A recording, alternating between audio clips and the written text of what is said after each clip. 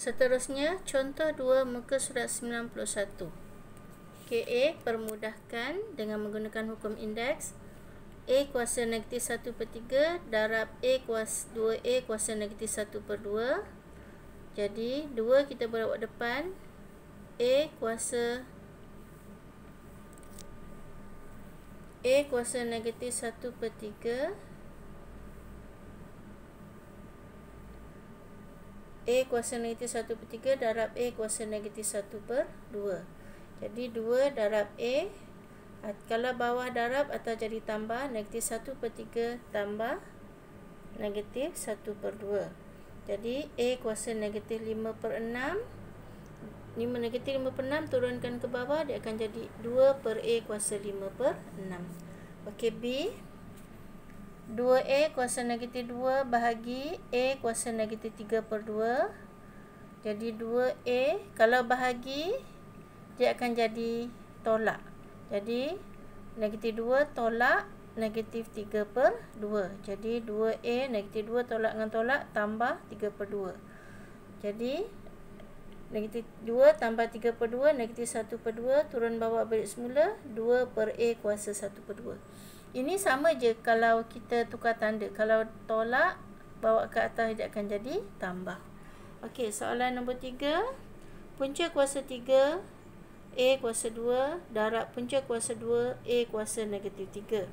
Punca, kalau kita satukan, buat dalam bentuk pecahan, dia akan jadi A. Punca letaknya di bawah, kuasa letaknya di atas. Okey, ini punca, ini kuasa. Dia akan jadi A kuasa 2/3. Darab, ini punca kuasa 2, jadi dia A kuasa negatif 3/2. Jadi, satukan A, tak darab akan jadi tambah, 2/3 tambah negatif 3/2. Dia akan jadi A kuasa 4 tolak 9/6. A kuasa negatif 5/6, turunkan balik, dia akan jadi 1/A kuasa 5/6. Okey, D, A kuasa negatif 1/2 darab A kuasa 3/2 tambah 2A kuasa 1/2 tolak 3A kuasa negatif 1/2. Ini kita darab, ini darab ni. Jadi A kuasa negatif 1/2 tambah A kuasa 3/2 darab A kuasa 3/2 tambah, ini darab ni, A kuasa negatif 1/2 darab 2A kuasa 1/2. Yang ini darab yang belakang. Tolak A kuasa negatif 1/2 darab 3A kuasa negatif 1/2. Okey, darab dia akan jadi tambah. Jadi A kuasa negatif 1/2 tambah 3/2 tambah 2A, 2 letak depan, A kuasa negatif 1/2 tambah 1/2 tolak 3 letak depan, A kuasa negatif 1/2 tambah negatif 1/2.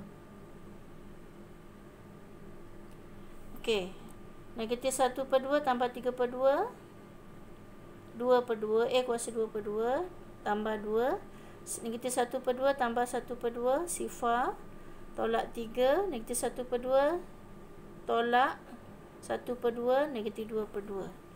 2/2, A kuasa 1, apa-apa nombor, kuasa sifar, jawapannya 1, jadi 2 darab 1, tolak 3, negatif 1/2 tolak 1/2, negatif 2/2 ataupun negatif 1.